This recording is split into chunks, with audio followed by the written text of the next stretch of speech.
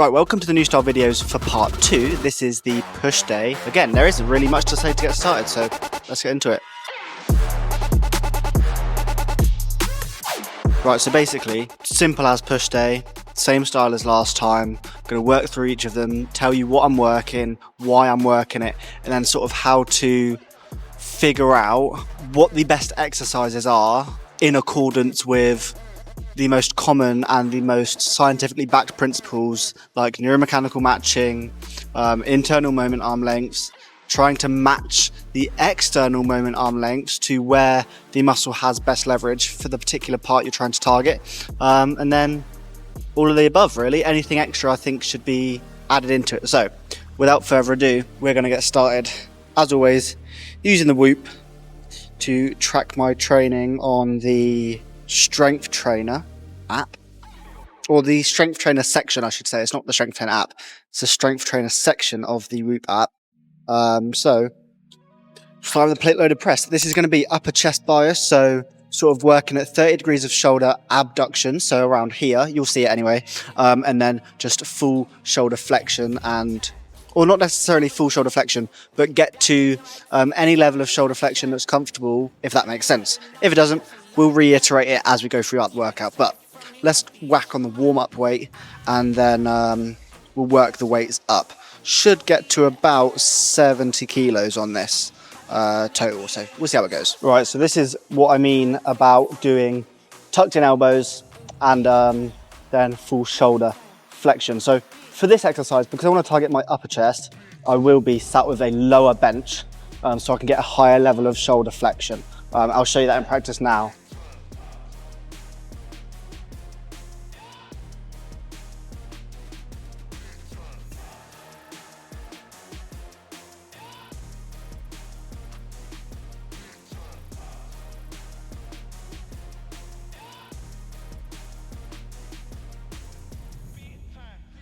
Solid warm-up. I hope that was clear. I'll give you a better angle next time, or sorry, the next set, so you can really see what sort of angle I'm working at, and then might be able to give you an angle of like how flexed my shoulder goes. But to be honest, it doesn't really matter. Just if the bench is this low, you're going to get the right amount of shoulder flexion anyway. Right, so we're going to go on to 60 kg because this is my second time doing a push day back at this gym. So I used to do it at the health club, but I do not anymore. So I got in a little bit of trouble. But last session, I worked my way up to 80. It was just a little bit too heavy. So I'm gonna do 70, see how many sort of consistent reps I can get, and then again just apply or add more weight, I should say, accordingly. But no need to rest.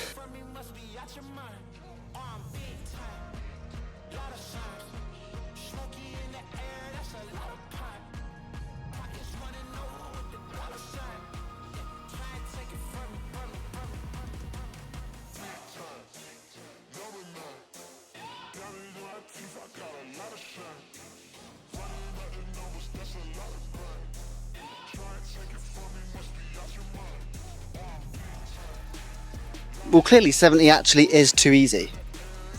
So I got, what, 10? And the reps were slowish. Not as slow as I'd want.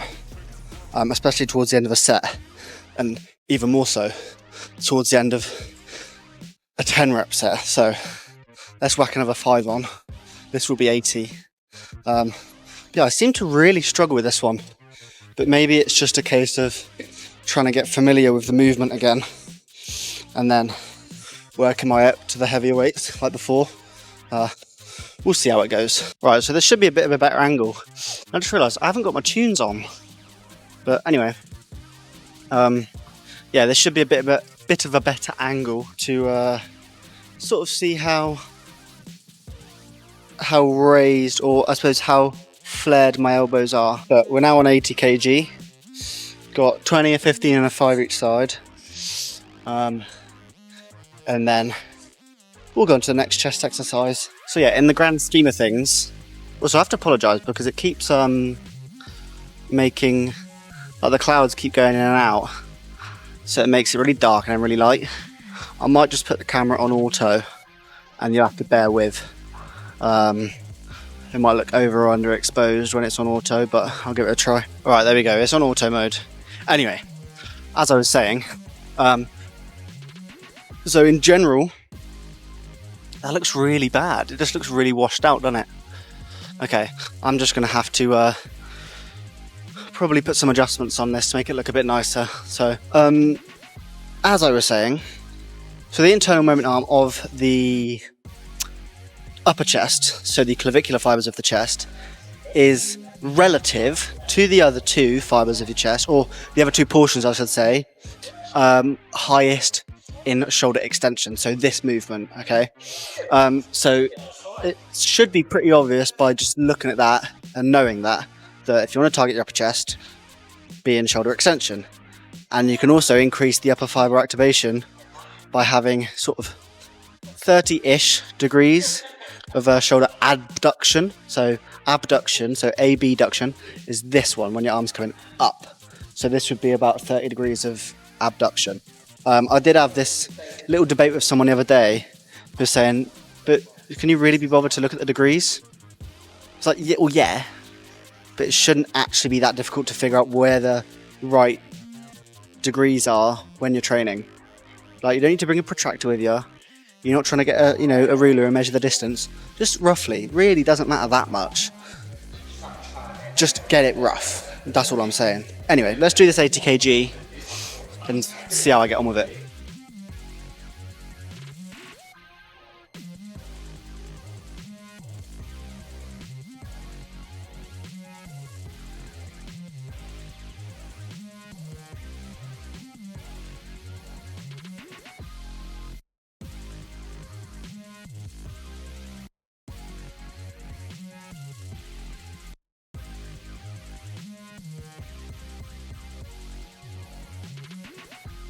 Well, I'm sure that was 6 completed reps,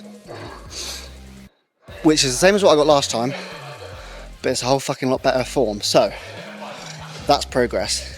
That is progressive overload. If you get the same amount of reps, but with a better form, you have progressively overload. So let's try and crack on with the next chest exercise. Right, so because the cable I want is not free,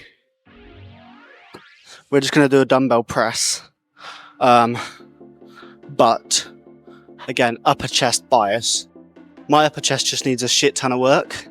So I will be doing upper chest bias movements primarily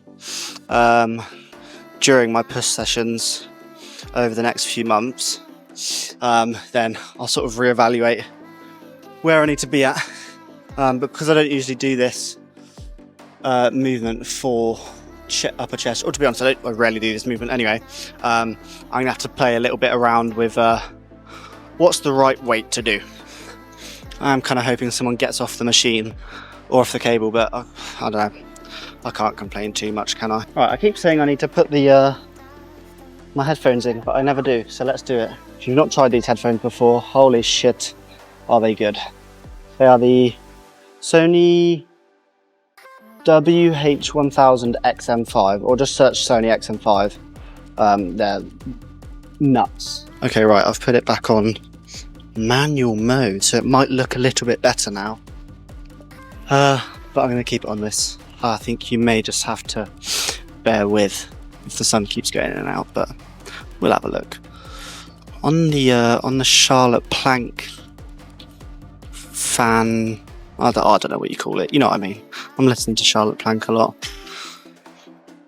Anyway, let's get started. I'm going to try 30 kg and see what happens.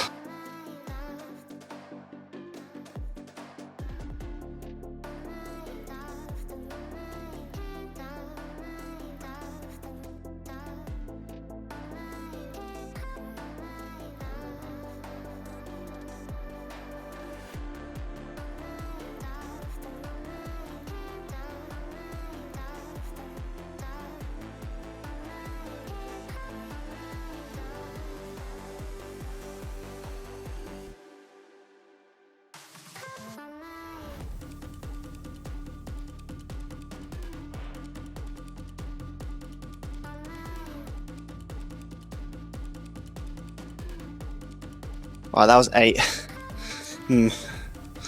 fine. Probably on the higher end of reps that I wanted, but really struggled to actually get some decent control going.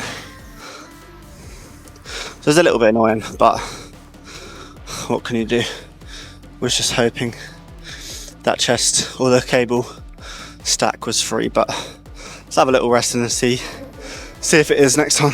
Again, I had the same thing, completely forgotten filming, so I didn't talk. Anyway, I had a good rest. Let's do this last set for chest and then start to work on some shoulders and tries.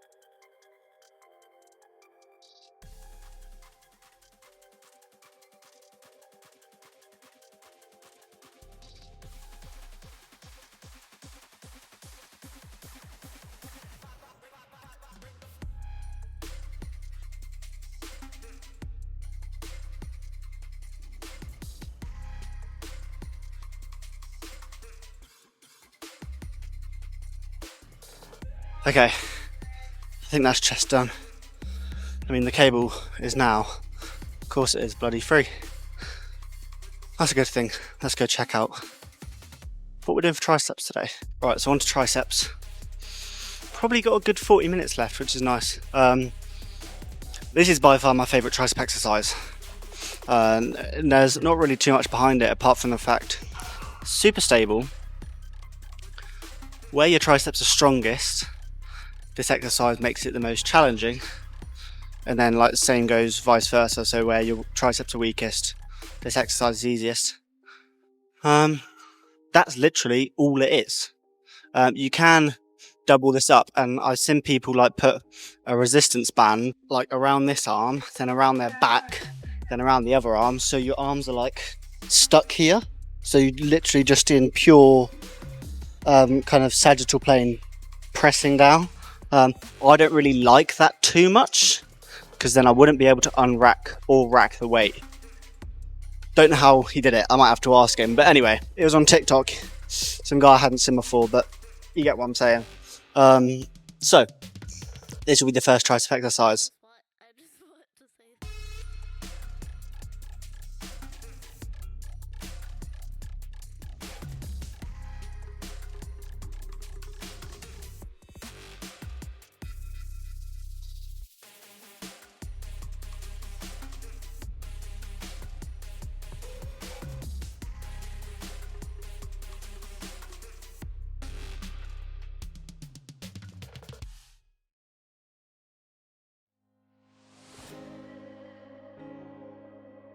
Right, that was a solid set. Got 8 with full stack plus 10 kg on the gym pin. So that equals 42.9 kg. That's a nice weight. Last session I did try 52.9, so it is full stack plus 20 kg. That was a little bit too hard. I think also the plate rubs on the plastic. Makes it a little bit more difficult. But yeah, I won't complain too much, I'll just drop the weight. So I think an important thing that's not been really covered yet, particularly on my channel, or maybe even most people's social media in terms of the gym, is that, yeah, you can look at internal moment arms of muscles, but I think it's also helpful to understand why that matters. So really it's a whole one big loop essentially, or like a very clear linear path as to why that will cause muscle growth. So you'll obviously have people saying put the muscle in the hardest point where it has best leverage, fine, as in the exercise is hardest where the muscle has best leverage,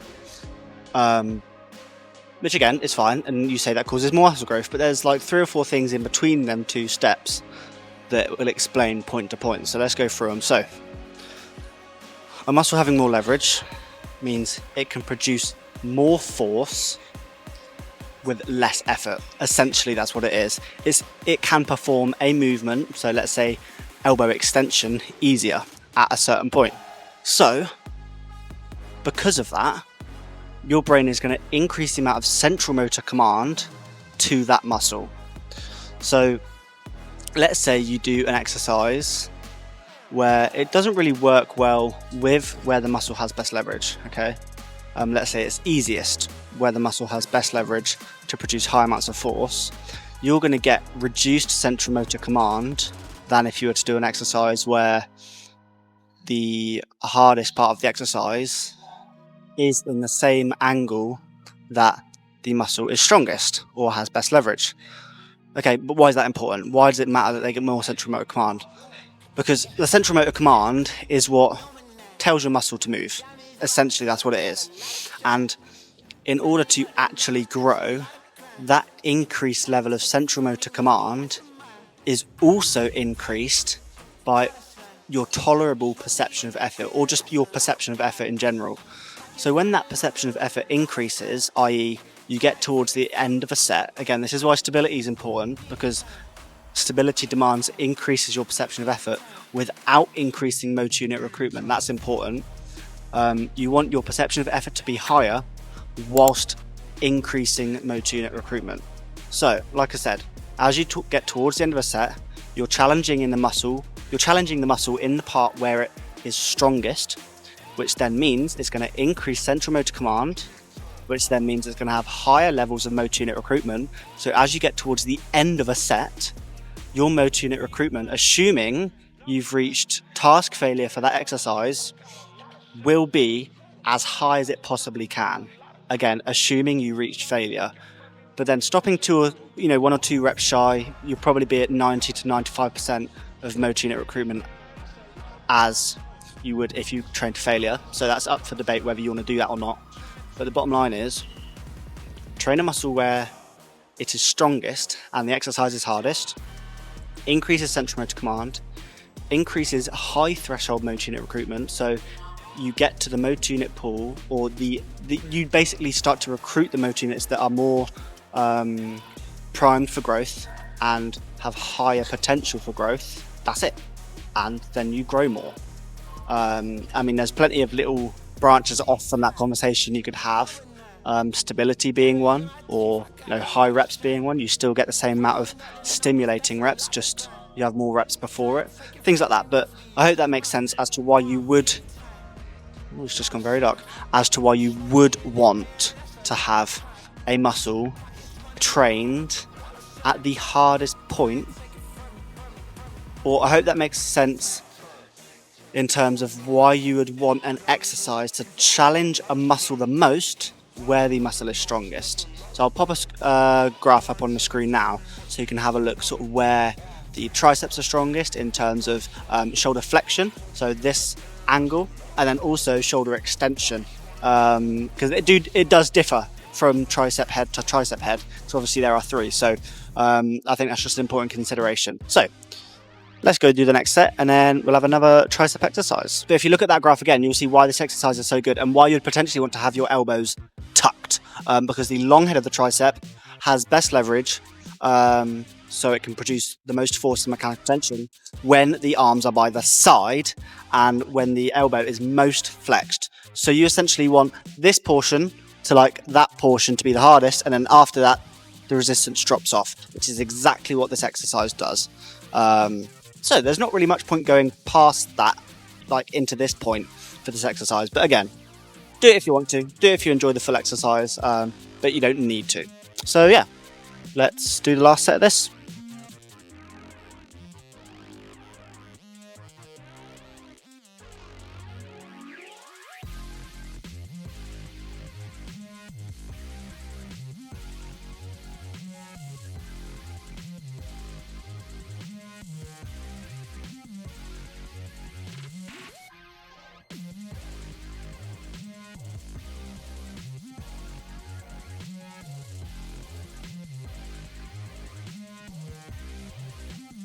Right, well that was very obvious. You could literally see that as I was at about 90 degrees, so here, a right angle, it was the hardest. Which is good, because that's where the triceps are the strongest. The long head anyway. So yeah, next tricep exercise. I appreciate you apologising, but you pay the same amount as I do, so walk in front of it if you want to. It's honestly no problem. I just didn't see it. Yeah, I knew you had it over there. Yeah. I just thought, oh, he hasn't got it now, and I just walked and then I saw it. Honestly, I really don't mind. I don't want that to be a thought of like, you need to avoid the camera. Honestly, I'm really not fussed at all, so. Thanks though, man. Right, so going on to the medial and lateral head of the triceps. The lateral is very hard to target. You'll struggle to get an exercise where that has more activation than the medial or long head.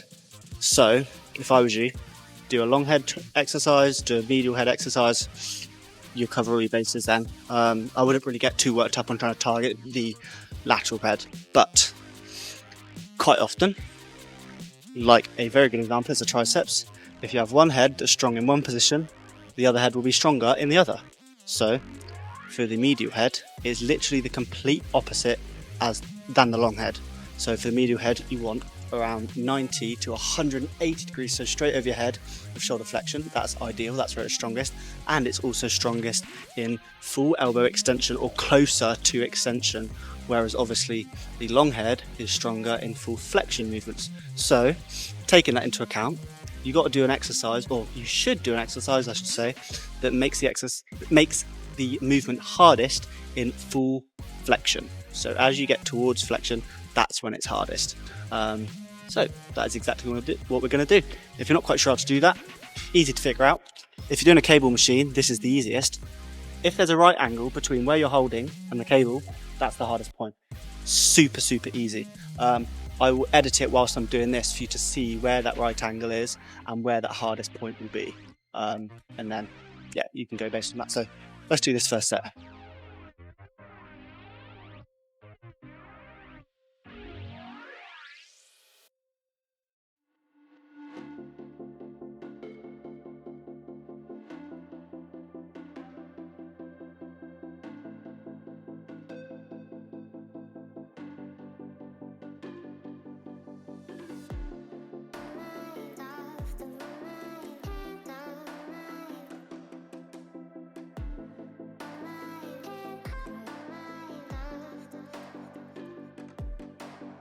Well, that was clearly too easy.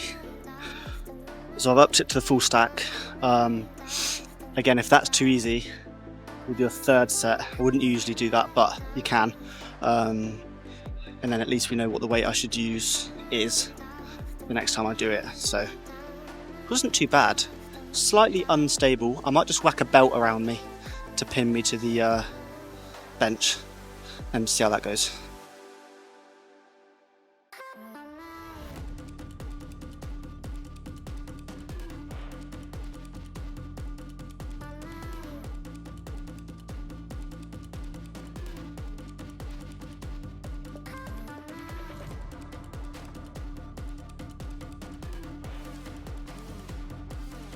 Alright, well that was clearly better. Literally just having that extra bit of stability was amazing, and that was a perfect weight too. So we'll stick on 32.9, which is the full stack, and use the belt. Probably got around 10-15 minutes and then we'll be wrapping this up. But fantastic session today, I'm loving it. Also, if you're not too sure if this video is for you, don't worry, I've got plenty of videos. You can take a look at my most popular ones in the description, but also every video from now on will be a workout, but I will be explaining the science behind a concept whilst I'm training. It might not be necessarily relevant to what I'm actually doing in the workout, but people want to see the workout, but they also want the science. But you don't want just a workout because it can be kind of boring. You don't want just the science because it can be kind of boring. Well, can be. But if you get what I'm saying and you think you'll enjoy the videos, hit the subscribe button. I'd appreciate it a lot. But yeah, so this video and the video beforehand, so the pool day video, was on kind of like internal moment arm lengths, leverages, sort of exercise selection essentially, to make it relevant to what I'm actually doing.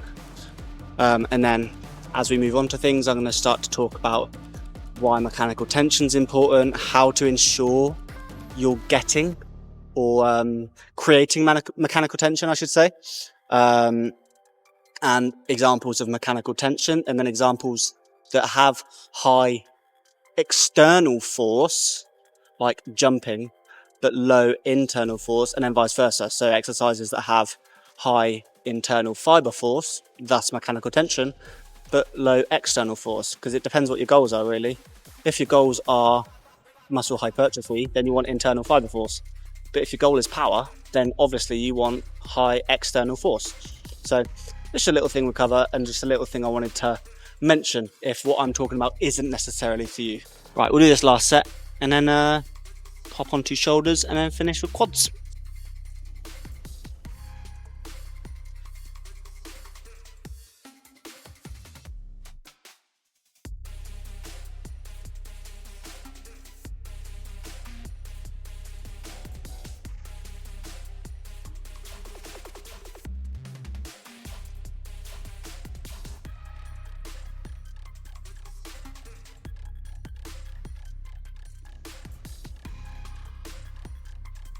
Right, well I got 8. Might be because I'm getting used to the movement, because this is still a new exercise for me. Literally the first time I've done it, I just thought of it off the top of my head. But it's a fantastic exercise. But yeah, let's just do one exercise for shoulders. Excuse me. And then we'll do quads. I keep repeating myself, no one cares. Nice little lateral raise, fairly easy. Start with the cable kind of here. You can go lower, and yeah, that's fine.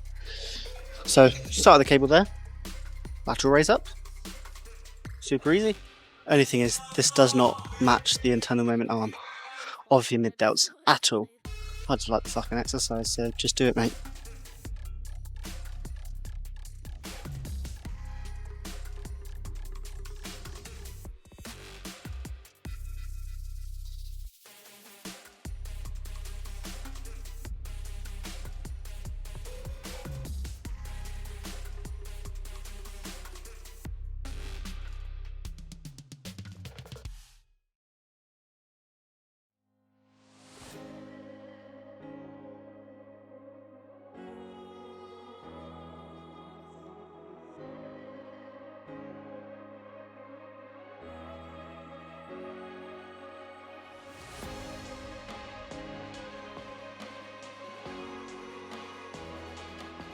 Right, sorry, but I'm bunning off that exercise.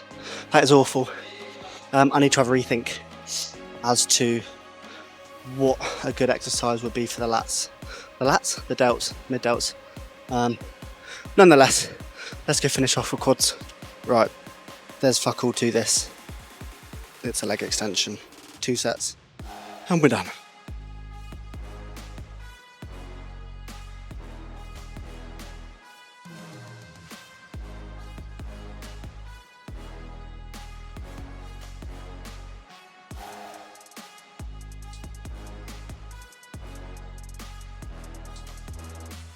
That wasn't too bad. It was a burner. It was a fucking burner. I can't remember how many I got actually. 8, I think. Yeah, I think it's 8.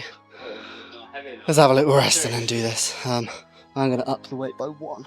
It's really hard to see from up here. 86. Oh, let's get this last set done.